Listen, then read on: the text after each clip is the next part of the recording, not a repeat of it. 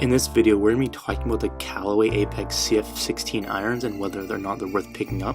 So what we're going to be covering in this video are my first impressions, how they perform for me, who they're going to be best for, some pros and cons, and also where the best places to buy. So if you just are looking for the best and kind of like the cheapest place to buy, I will leave a link down below. At the time of this video, that was the best place we could find it, so you can go ahead and check out the price if you want to go ahead and do so. Let's start with my first impression. So Callaway, they've pretty much been my favorite clubs for a while now in terms of like looks, feel, and also performance. I've been using the Steelhead XRs for the past couple seasons, and I really love them. But I decided to recently try the Apex Pro and the CF16 as well. And long story short, I really did like the sound and feel of these irons after taking a few swings in the store.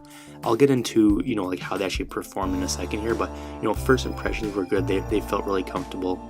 The sound was good, and all that kind of stuff, right? So what's new with these clubs? So the CF basically stands for cup face, and what they basically did was they took the face design of their fairwoods, and they basically put that in their 3 through 7 irons.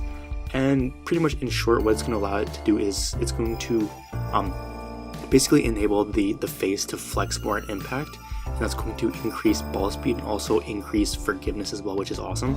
I've always preferred like the forged or more like the blade irons over cavity backs for whatever reason. I don't know, but I actually really did like how these irons felt after the first few swings, so I was definitely pleased to see that. So how is the look and feel? Some of the newer irons, they're a bit too big for my liking. A lot of people do like it, but what I liked about these were they were nice and compact compared to some of the other ones. The longer irons are a bit bigger, and then as you go down towards your smaller irons, your shorter irons, they get smaller as well. And this is what basically most like low handicaps like, and for whatever reason, I preferred it myself, even though I'm not a low handicap.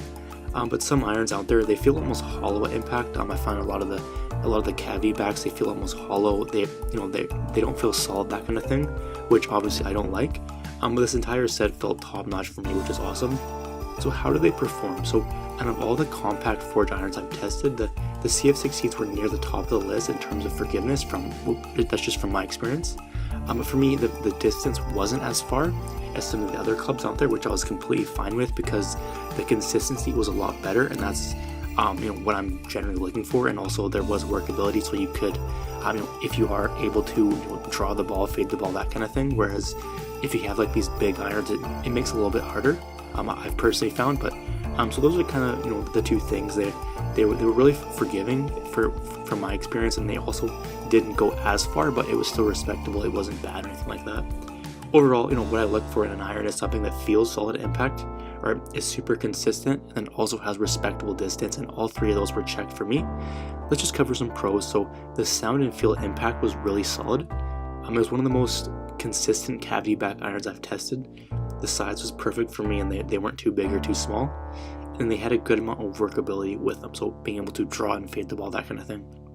How about some cons? So the distance wasn't as good as some of the other clubs out there, but it was still respectable. It wasn't, when I talk about this, it's like 5-10 yards maybe further than with some of the other ones out there, but obviously that's not a huge deal as long as they're consistent. Consistently struck, that kind of thing. That's generally what's going to allow most people to have the lower scores is, having the forgiveness, the accuracy, the workability, that kind of thing over distance. And they are a high-end club with a high-end price, so that's just one thing to know. Let's just cover some frequently asked questions. So what is the swing weight of the Apex CF16s? And it is going to be a D2. Alright, so what is the handicap range for these clubs? They're designed for like lower handicaps. I'm a mid handicap myself, and I still liked it. And then what is the best price for basically the cheapest place we could find it at the time of this video is down below, so you can go ahead and check it out if you want to go ahead and do so. Let's cover some comparisons. So the CF16 versus the Rogue irons. The only difference I could really see between the two were the CF16s were a little softer. That's pretty much the only thing I really noticed different. The CF16 versus the Titleist AP1s. The AP1s, they didn't perform as well for me, plus they're a lot more expensive, so I would recommend the CF16s for sure. And then the CF16s versus the M1s, and I'd recommend the Apex CF16s 100%. Okay, so how about the breakdown? So the performance score, I'll give it a 9, which is pretty solid. Price score, 7. Comfort and feel, I'll give it a 10. My personal score, which is 8.5, which is pretty solid. Okay, so taking into account all that, is it going to be worth it? I would say if you're a Callaway fan and you're looking for a great looking iron that feels super solid at impact and also has great forgiveness, the CF16s could be perfect for you. They were near the top of my list for cavity back irons, and that's pretty much why I'm recommending them. And again, the cheapest place I could find them is in the description down below.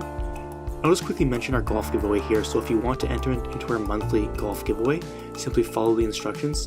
Number 1, just subscribe to the channel. Alright, number 2, comment giveaway down below. Simply do both those and you'll be automatically entered. Alright, so that's going to be for this video. Hope you enjoyed. Let me know if you have any questions down below, and we'll see you in the next video.